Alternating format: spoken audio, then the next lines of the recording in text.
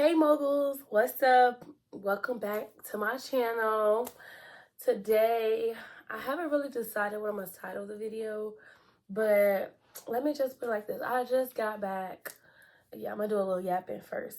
I just got back from the vision board experience, which was a very, I guess, visionary experience, obviously.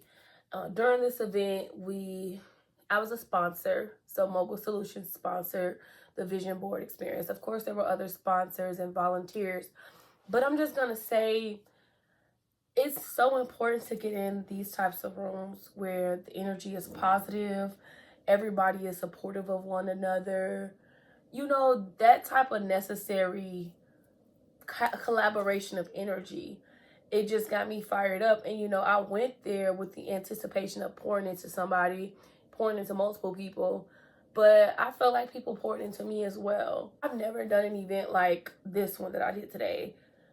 Normally when I do events, like I've done pop-up shops. If you look on my channel, I've done pop-up shops, and I have a table, whatnot. You can consider it a sponsor, but really, like, I buy a table to be able to sell, and a lot of it comes from a sales place. But this did not feel like that. Like, I feel like I was there to educate people, and even though I didn't do any speaking, I didn't speak, I was able to give away a prize, which I did give away some Taste the Bougie apparel, which all the girls loved.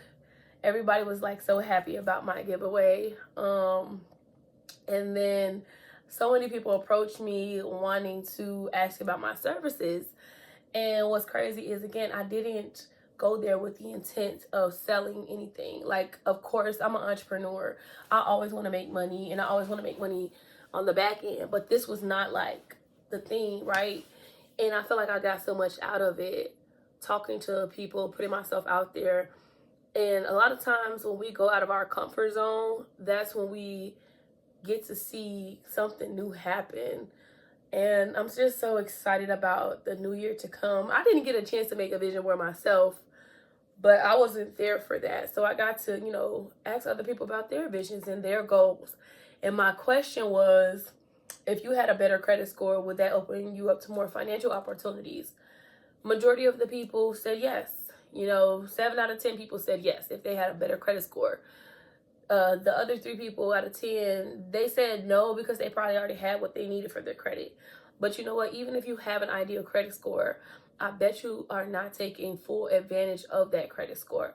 So that's another way I framed it. Now, in today's video, I'm not going to be talking about credit or anything like that, but I wanted to give y'all that little background story of how my day went, and what I just got done doing. So I worked all day today, and I came to talk to y'all still, because I promised this and I want to just keep the consistency. So in this video, I'll talk about the tax season. Upcoming tax season, it normally starts in January. 9 times out of 10, the IRS will start processing tax returns at the end of January. If you qualify for the earned income credit, you probably won't get your tax return processed until February. That's normally just how it works. So you can file as early as January 2nd, but a lot of that processing won't happen until after the IRS processes it. And this is because the reason why they don't process returns until after the deadline for the earned income tax credit is to prevent fraud or prevent other people from filing the same dependents, like, stuff like that. Because what the IRS wants to avoid is multiple people claiming the earned income tax credit that don't qualify for it.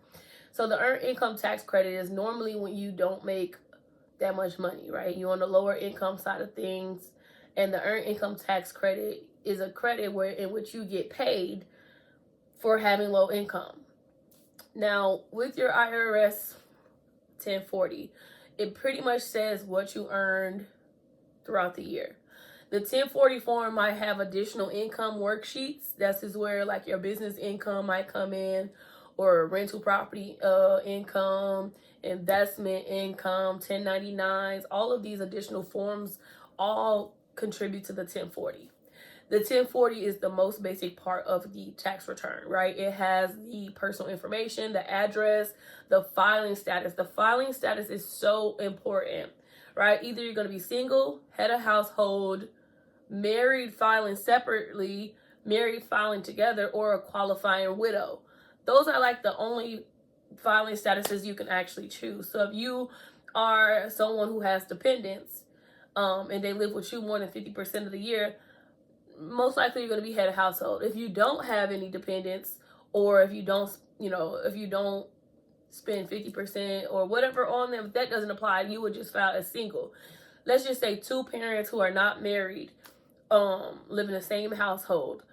Only one of the people can actually file head of household. Now, there's a workaround around it. I know normally, let's say you have a maximum of 3 dependents for the earned income tax credit. So if you have 4 children and your other partner qualifies for the earned income tax credit, some people in that situation, they would put the 4th child on the other person's, 1040, so that they can qualify for the earned income tax credit.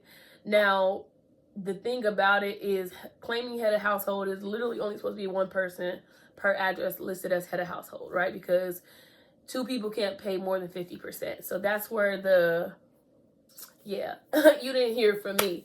I'm not suggesting anyone go do that, but I've seen it done.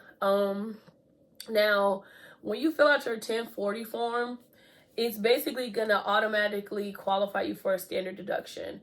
If you don't want to take the standard deduction, you could take itemized deductions. Itemized deductions are line item by line item. So standard deduction is a certain amount that everyone gets to, apply depending on what their filing status is. Every filing status has a different standard deduction. So if you're single, you get a certain standard deduction. If you're head of household with 1 dependent, you get this.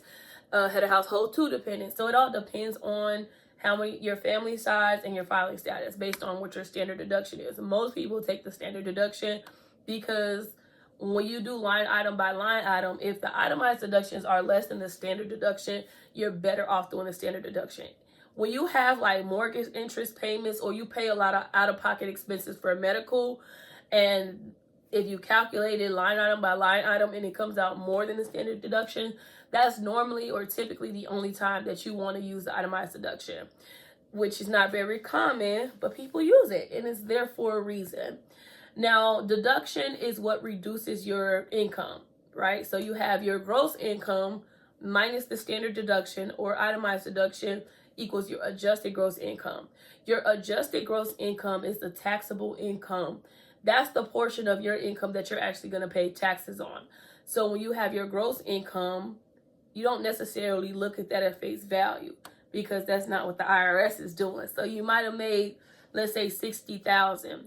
With the standard deduction, your income drops to $35,000. So your marginal rate, or the amount of taxes you pay percentage-wise, drops down based on the standard deduction. You can see why a deduction would help you, right? Because it reduces your taxable income, and mostly everybody has this benefit. Now, credits are a little different and harder to qualify for. Like what I mentioned, the earned income tax credit is for low income earners. So if you earn a certain amount, or if you make a certain amount above that threshold, you would not qualify for that credit. But that doesn't mean you don't qualify for other credits. There's so many credits out there that you could qualify for. I know one of the most, I guess one of the most futuristic credits is if you drive an electronic vehicle.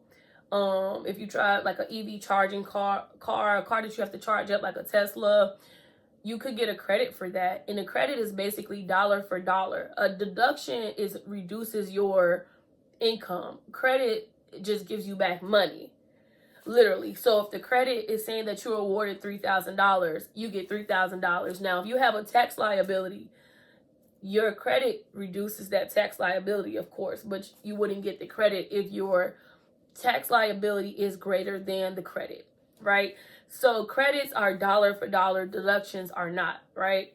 Like if you're a business, for example, if you have a business and you have $10,000 worth of expenses, that $10,000 will reduce your adjusted gross income, but not dollar for dollar, right? So if you write off $10,000, that doesn't mean it gets reduced by $10,000. It's normally a percentage, but it's going to help reduce your tax liability if it exists.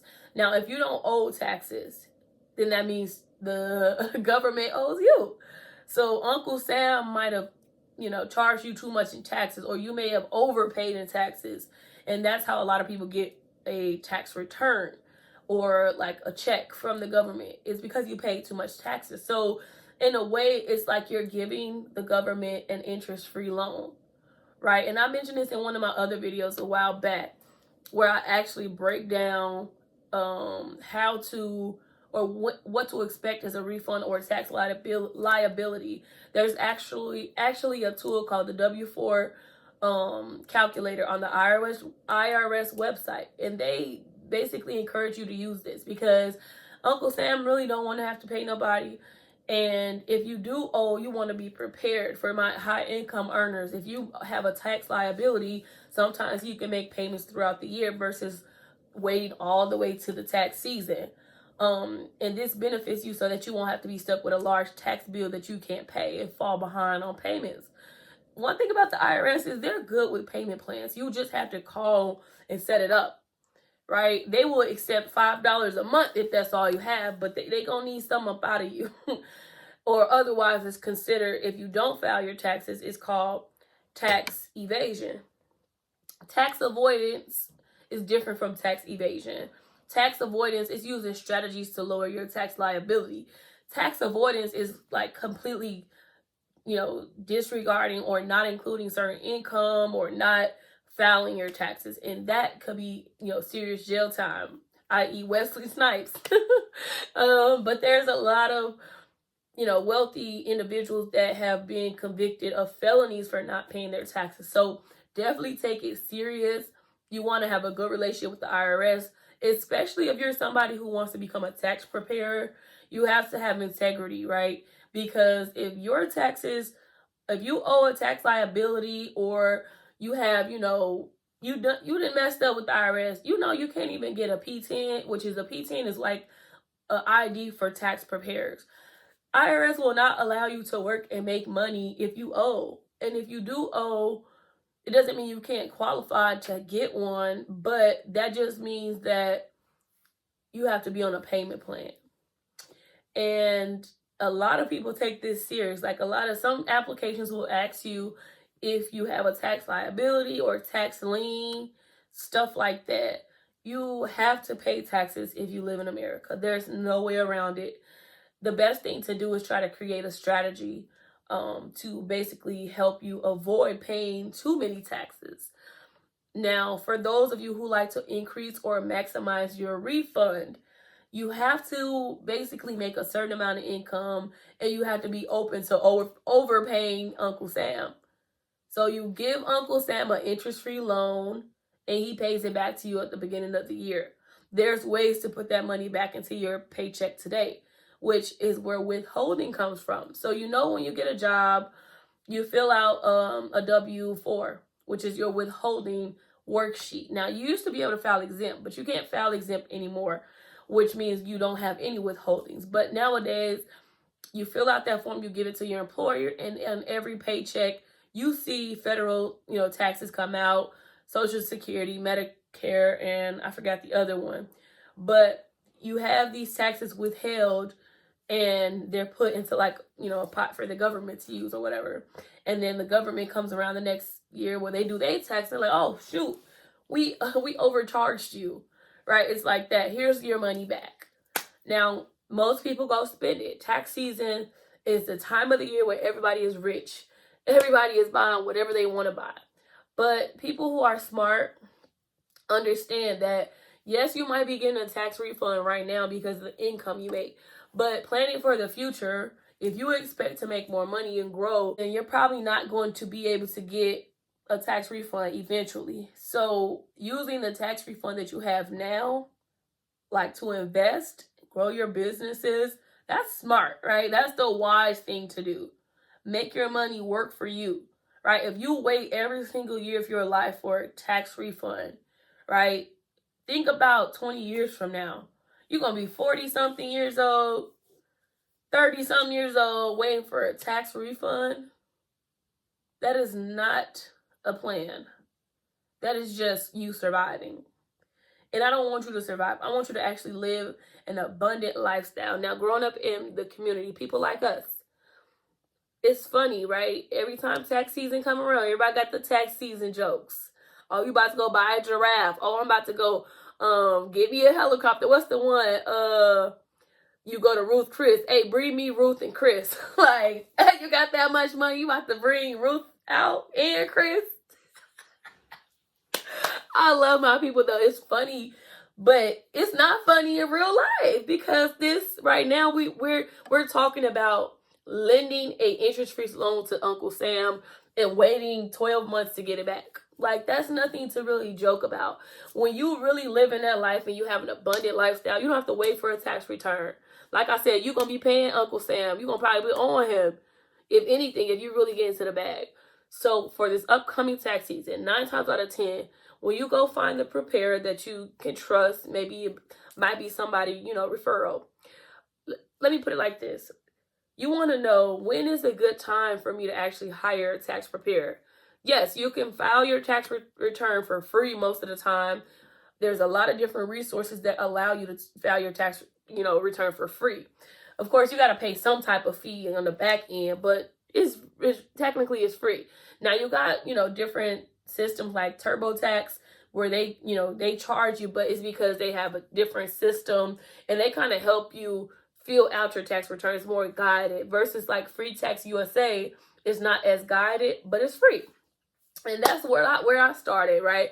I started filing my own taxes, and then people started coming to me and I started filing their taxes. Now, the reason why someone would probably hire a tax preparer is because their tax situation has changed, or they may have lost their previous tax preparer.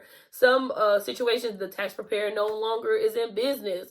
The tax preparer has moved away, or tax preparer has passed away. Whatever reason you need a new tax preparer, you might now have dependents, right? You probably didn't mind filing your own taxes when it was just you, but you have dependents, so you want to make sure you don't miss things. This is why you hire a tax professional to help you maximize on credits and deductions, and to look for things that you might miss as a consumer, right? Because you got so many other things to worry about. Filing a tax return can be complex for some.